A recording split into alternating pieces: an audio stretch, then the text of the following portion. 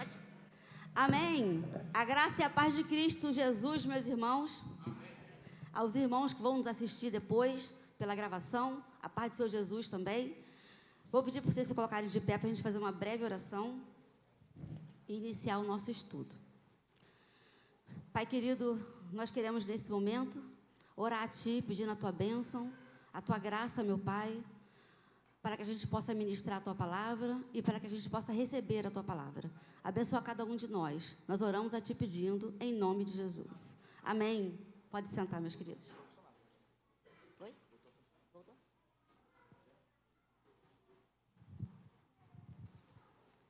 Quem sabe faz ao vivo. Amém. Glória a Deus. Glória a Jesus. Satanás está repreendido em nome de Jesus. Amém? Vai prevalecer contra a igreja dos fiéis, não. Glória a Deus. Camilinha, pode passar o primeiro slide, por favor? Gente, essa luz na minha cara precisa? Bom, a gente está na última série na última temporada da nossa série da Macfix, que a nossa presbítera Priscila deu o nome de Macflix. Então, nós estamos na última temporada, tá bom? Esse é o último. E que nós tivemos 14 séries, agora é a 15ª. Nós vimos até agora problemas que todos nós enfrentamos na nossa vida e que nós encontramos em Deus a solução.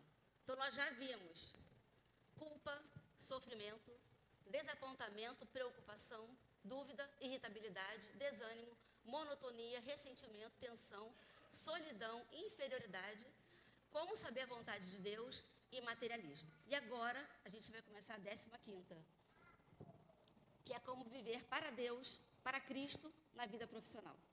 Amém? Então, esse é mais um problema da lista que a gente precisa enfrentar. Quem perdeu os outros, voltem no nosso YouTube para assistir, porque vale a pena. A nossa família precisa ser sustentada. A gente precisa pagar nossas contas, certo? E às vezes apenas o marido trabalha, às vezes a esposa também trabalha, mas o trabalho é uma coisa necessária. Às vezes até o jovem precisa trabalhar para se sustentar, e é porque ele quer casar, então ele precisa também começar a vida profissional dele. E trabalhar é uma ordem de Deus. A gente precisa aprender a esperar chuvas de bênçãos, vindas do Senhor, e não confiar na nossa força, na nossa capacidade, nas nossas habilidades. Também na vida profissional, em tudo e também na vida profissional. A gente precisa aprender a fazer a nossa parte, sendo fiéis em tudo. E o resultado pertence ao Senhor. Quem derrama a chuva sobre nós é o Senhor. E nós todos queremos ser prósperos, todos nós. Mas precisamos ter em mente que prosperidade é ter o suficiente para nós, para a nossa família, e para que a gente possa abençoar outros. Ou seja, transbordar. Isso não tem nada a ver com o número de zeros do nosso salário. Uma pessoa que ganha R$1.000, dá o dízimo dela, fica com 900 para pagar as suas contas. E aí ela paga as contas gastando R$890. No final do mês ela tem R$10 de sobra. Aí ela vai poupar esses R$10. Isso é uma pessoa próspera. Por outro lado, uma pessoa que ganha R$10.000, não dá o dízimo porque nunca consegue. Aí paga as contas, gasta R$11.000. No final do mês ela está com R$1.000 de déficit. O que essa pessoa tem? Desgraça. Desgraça. Então, poupar é bênção. E gastar mais do que ganha é desgraça. Amém? Por isso que sabedoria é fundamental para a gente administrar a nossa renda. A primeira coisa que a gente tem que ter em mente é que, agora que está iniciando esse estudo, é que nós somos cidadãos do céu. A gente vive aqui nesse mundo como peregrinos, que estamos passando um tempo numa terra alheia. Filipenses 3:20 nos diz assim: pois a nossa pátria está nos céus, de onde também aguardamos o Salvador, o Senhor Jesus Cristo. Nós seremos arrebatados, irmãos. E tudo que a gente pode desfrutar dessa vida terrena tem que ser visto e percebido por nós como algo transitório. Nada a gente vai poder levar dessa terra. Nada, nem esse corpo a gente vai levar. E só em ter essa consciência, nossas escolhas têm que ser pautadas pelo que nos edifica como filhos de Deus, cidadãos do céu. A gente pode desfrutar, a gente pode admirar, a gente pode usar, compartilhar, mas nunca depositar nossa esperança e a nossa confiança em coisas terrenas. O que não significa que vamos viver sem esperança ou sem planejamento. Nós não somos daqui, mas nós temos uma missão a cumprir aqui. Nós somos embaixadores de Cristo. E se a gente já acha as coisas aqui belas e atraentes, quanto mais serão as coisas que vamos ver e desfrutar na nossa pátria celeste. Mas como está escrito, nem olhos viram, nem ouvidos ouviram, nem jamais penetrou em coração humano o que Deus tem preparado para aqueles que o amam. Ruas de ouro, uma cidade celeste maravilhosa. Deus tem muitas promessas na palavra dele. E nós temos uma herança maravilhosa no céu. Essa promessa precisa nos trazer esperança quanto ao nosso futuro, para que a gente possa suportar as dificuldades dessa vida aqui terrena. A nossa vida aqui ela é passageira e tudo aqui nessa terra perece e corrompe, como bem na aula passada a Evelyn explicou. Na nossa pátria celeste, nada vai envelhecer, nada vai se estragar. A gente não tem como descrever como vai ser, mas a gente sabe que vai ser maravilhoso. Agora eu quero que você veja essa imagem e se imagine como um astronauta. Esse homem da foto, ele estava no espaço sideral, pisando na Lua. Vamos supor que tenha realmente acontecido isso, que não tenha sido uma invenção dos seres humanos, que o homem realmente pisou na Lua. Supondo que ele pisou na Lua, se a gente parar para pensar, por alguns minutos, olhando essa imagem, a gente vai perceber que ele não estava totalmente no espaço sideral. Por que ele não estava lá totalmente? Alguma sugestão?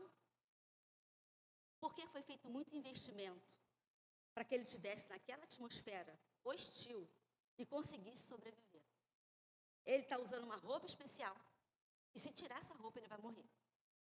Ele está revestido com uma roupa que permite que ele seja mantido nas condições em que ele vive na Terra, mesmo estando lá, respirando oxigênio e livrando o seu corpo de substâncias tóxicas que podem fazer mal a ele naquele lugar.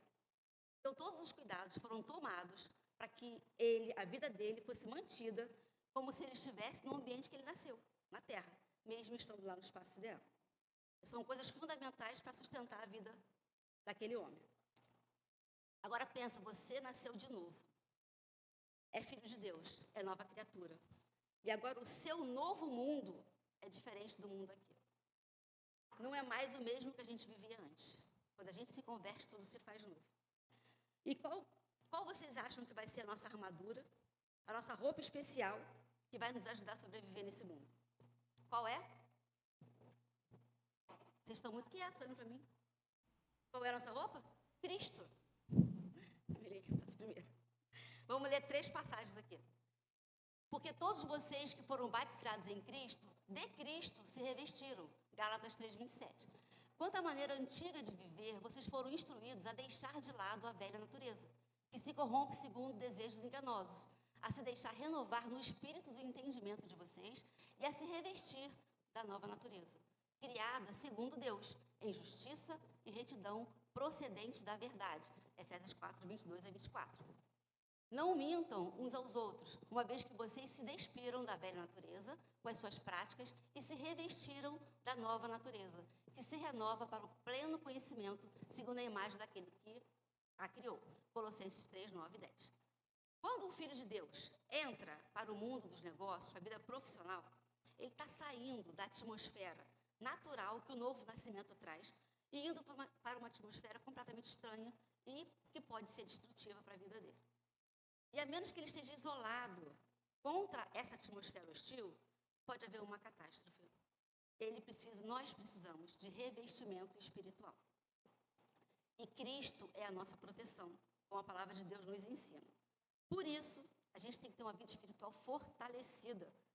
Dia a dia, relacionamento com o Senhor, para a gente ter discernimento, sabedoria, porque a gente vai ter que fazer muitas escolhas. A vida profissional requer muitas escolhas.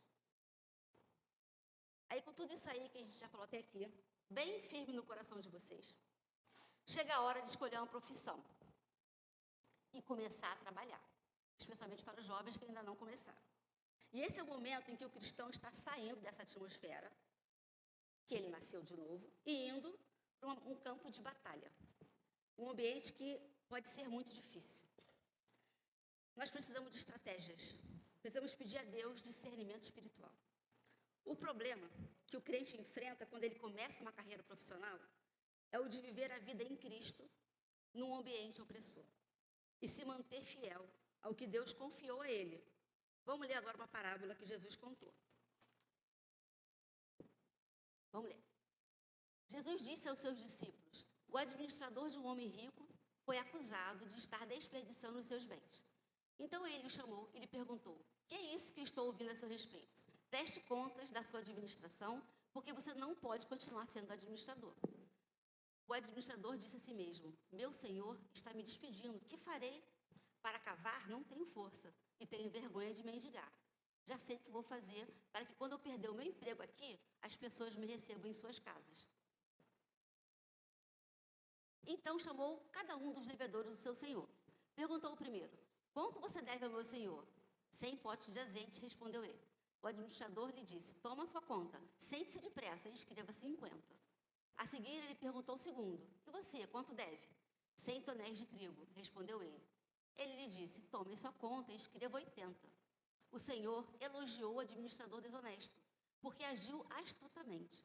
Pois os filhos deste mundo são mais astutos no trato entre si do que os filhos da luz.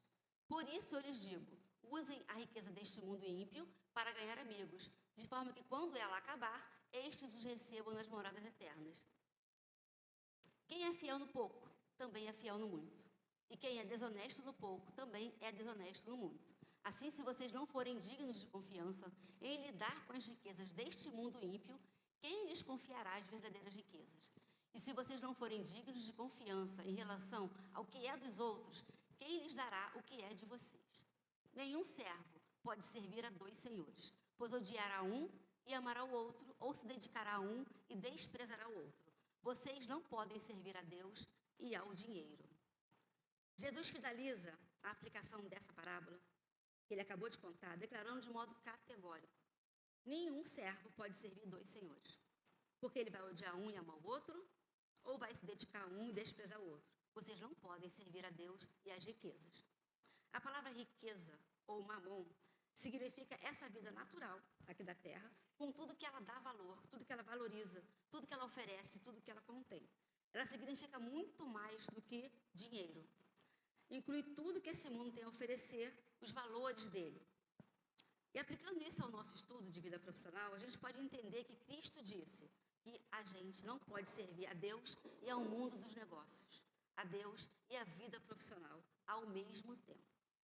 O pano de fundo desse ensinamento de Jesus era a resistência da elite religiosa judaica da época. Ele passou grande parte do seu tempo em conflito com os líderes religiosos.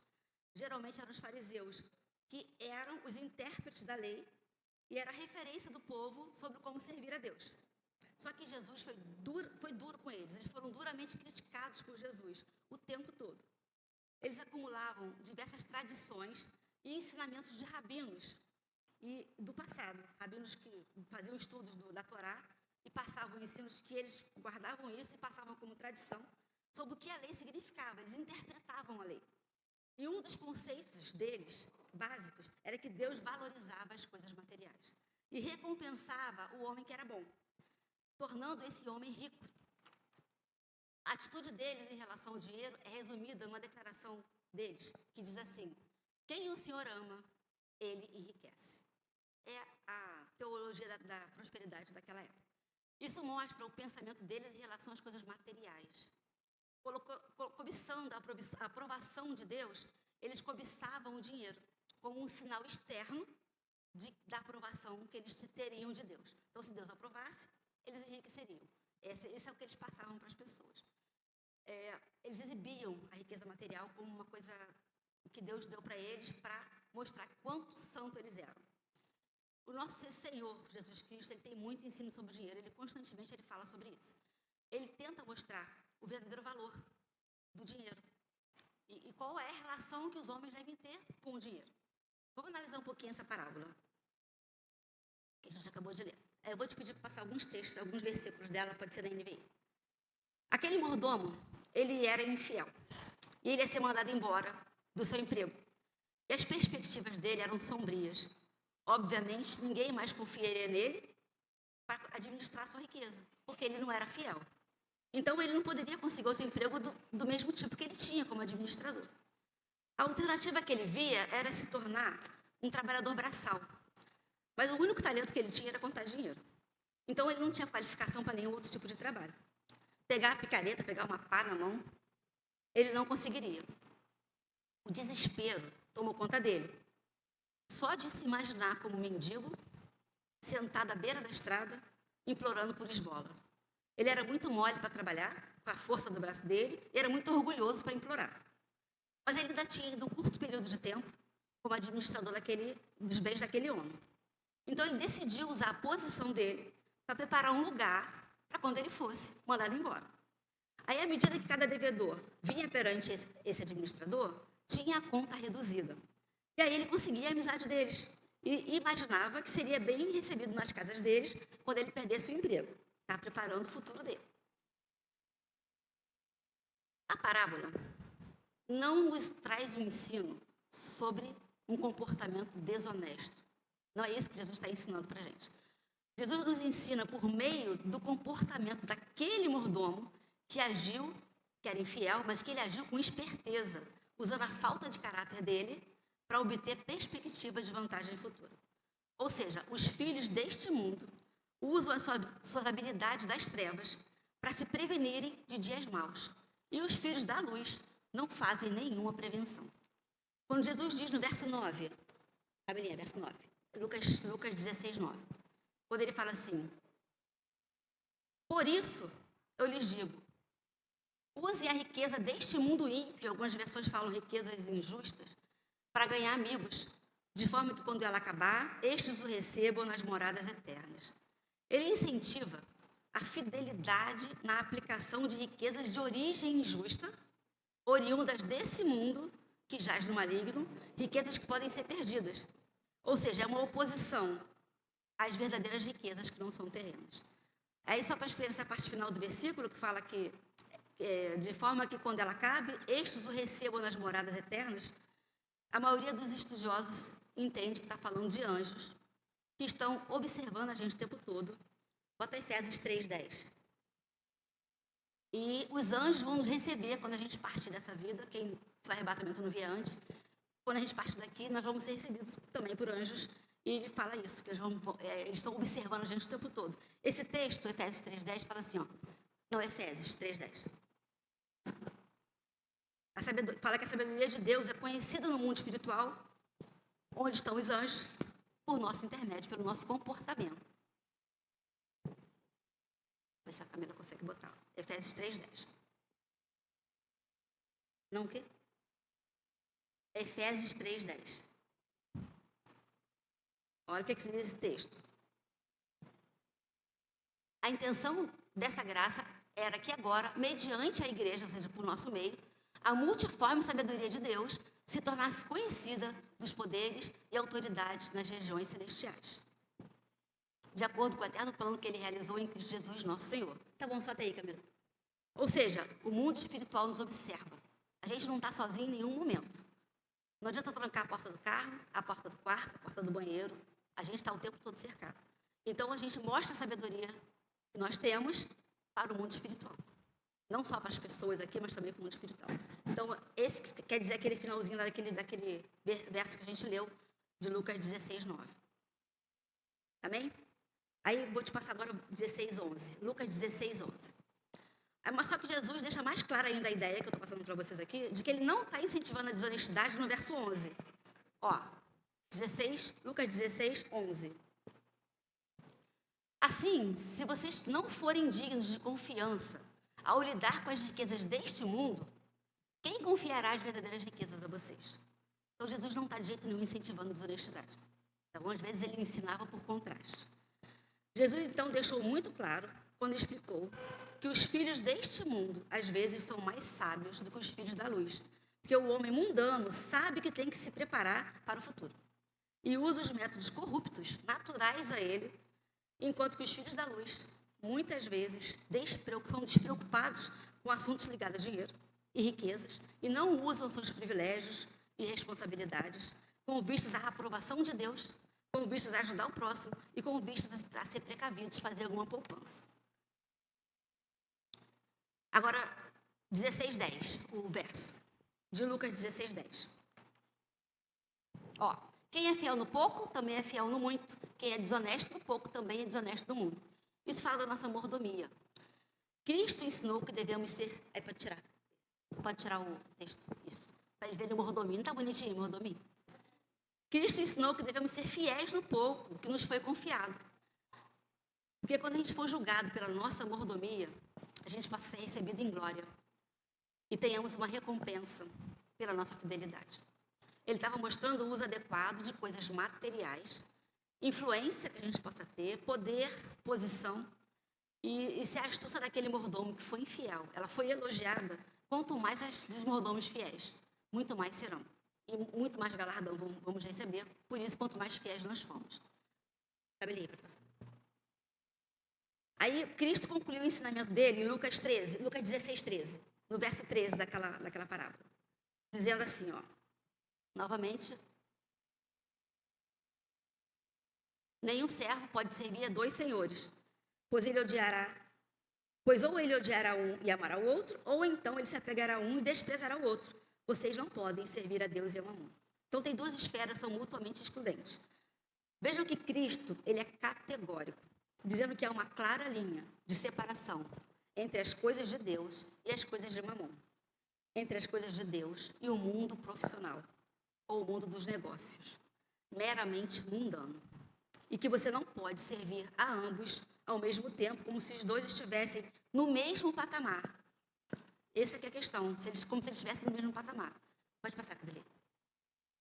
E quando Cristo disse que nós não podemos servir, ele não está dizendo que o crente não pode trabalhar. Isso estava longe do pensamento de Jesus. Deus deu o trabalho para o homem como uma bênção. Foi instituído no jardim do Éden antes da queda. E Adão tinha trabalho a fazer antes dele pecar. E o trabalho é uma das provisões de Deus para o homem. Seu trabalho se tornou mais difícil, ele vai ter que trabalhar com o suor do rosto dele depois da queda. Mas ainda assim, continua sendo uma provisão de Deus para o homem. Nosso Senhor está dizendo que você não pode se doar completamente a Deus como seu mestre e, ao mesmo tempo, entregar-se completamente aos negócios ou à vida profissional como seu mestre. Ele usou a palavra servir no sentido de um fator controlador e dominante na vida do homem. Deus e os negócios não podem ser preeminentes ao mesmo tempo. É impossível ter 2 coisas preeminentes, porque preeminente significa o mais alto. Você não pode ter 2 mais altos. Um vai ser mais alto que o outro. Então, por isso que ele diz que a gente não pode servir, é nesse sentido, de que você não pode tornar as 2 coisas preeminentes. A gente ama a Deus sobre todas as coisas, isso é importante estar no nosso coração. E se não é assim que a gente possa orar ao Senhor, se a gente não está valorizando a Deus sobre todas as coisas, tudo que a gente tem vem do Senhor. Então, a gente tem que trabalhar, amém? E como muitas declarações do Senhor, é uma afirmação difícil, que nos traz uma série de dúvidas, né? A gente gostaria de reduzir essa declaração a um ponto que a gente poderia ser bons no mundo profissional, segundo os padrões do mundo, e ser bons na igreja, segundo os padrões de Deus, tornando as 2 coisas compatíveis.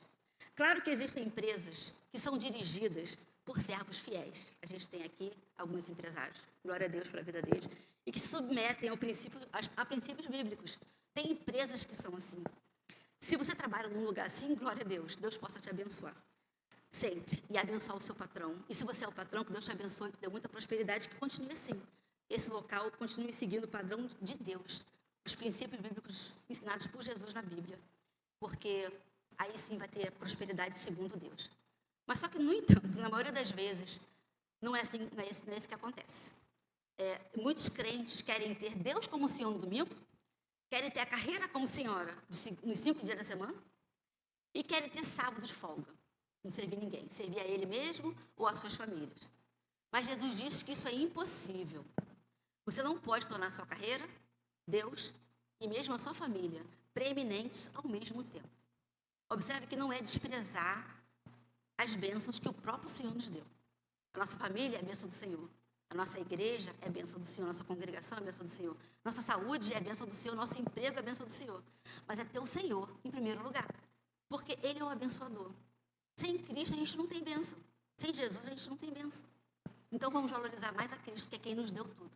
Botar Ele sempre em primeiro lugar na nossa vida. Bom, vamos ao último slide de hoje, tá? Porque a gente está com o tempo corrido. Só vou comentar agora isso aí. Como a gente está falando da vida profissional, a nossa escolha nessa área vai refletir se Deus está ou não em primeiro lugar. O alvo que Deus tem para nós, seus filhos, está resumido em Romanos 8:9. Consegue botar? Romanos 8:9. Se não conseguir, não tem problema não. Que diz que o que Deus quer é que a gente seja semelhantes ao seu Filho. Tudo que Ele quer é nos tornar semelhantes à imagem de Cristo. Não precisa não, Camila, não precisa botar não. Deixa. Você não está me ouvindo? Não precisa não, tá bom. Deixa só aí mesmo. Então, Romanos 8:29, depois podem ler. O propósito, o objetivo de Deus para os seus filhos é que eles reproduzam o caráter de Jesus. E tudo que Deus faz na vida dos seus filhos, na nossa vida, Ele faz para reproduzir Jesus nas nossas vidas. Então, vou dar um exemplo, a gente vai terminar com esse exemplo, vocês vão ficar meditando sobre esse exemplo até semana que vem. Vamos supor aqui uma pessoa, uma irmã, que tenha se formado em enfermagem. Se formou, agora ela é enfermeira. Aí ela recebe 2 propostas de emprego. A primeira proposta é para trabalhar na UPA. Escala 12/36, 2.400 de salário. Aí ela recebe uma segunda proposta. Trabalhar numa clínica de aborto. 4 horas por dia de trabalho, de segunda a sexta. 10 mil reais de salário. E vamos supor que não seja legal, que o Congresso aprovou uma lei. Estão querendo fazer isso, aprovando o aborto. Então, a clínica não é clandestina. A clínica é legalizada. Essas 2 propostas, eu quero que fiquem na mente de vocês. Para vocês pensem, vocês aceitariam imediatamente? Afinal de contas, quem está praticando aborto não é você. É a mulher que está indo na clínica. Você está apenas fazendo o seu trabalho. Você ia pensar assim? Ou você ia rejeitar imediatamente? Porque você jamais participaria de um assassinato. Ficaria em dúvida se aborto é assassinato? Acha que aborto só traz consequências para a mulher que vai tirar a criança? Acha que a sua participação é inocente? Acha que se o Congresso aprovou uma lei permitindo o aborto e a clínica é legalizada, não tem mais problema? Eu quero que vocês pensem sobre isso. Na próxima aula, a gente vai ver os princípios bíblicos que podem nortear, numa situação real, uma pessoa que possa estar em dúvida sobre qual proposta ela deveria aceitar. Considerando que um salário de 2.400, uma escala 12/36, na UPA, onde aparece de tudo. Na outra, uma clínica de aborto, que só vai lá, quem quer fazer o aborto, 4 horas de trabalho por dia, 10 mil reais de salário. Amém? Então, vamos parar aqui. Vou pedir que vocês se coloquem de pé só para a gente encerrar com uma oração. Semana que vem a gente retoma deste ponto. Quero ver a resposta de vocês. Vamos fechar nossos olhos. Pai querido, nós queremos te glorificar pela tua presença no nosso meio, Senhor. Porque tudo que nós temos foi o Senhor que deu. Que a gente possa, meu Pai, valorizar o Senhor em primeiro lugar nas nossas vidas, sabendo que todas as bênçãos vêm do Senhor. Que tudo que a gente já recebeu até hoje de bênção a gente pode perder, Senhor, mas a gente não pode perder o Senhor. Nós te adoramos, Senhor, pela tua verdade nas nossas vidas, pela tua palavra escrita que nos traz tanto ensino. Abençoa, meu Pai, cada um de nós aqui ainda, na continuidade das reuniões que vão acontecer, do culto que vai se iniciar daqui a pouco. Oramos a ti, meu Pai, em nome de Jesus. Amém. Amém, irmãos. Glória a Deus.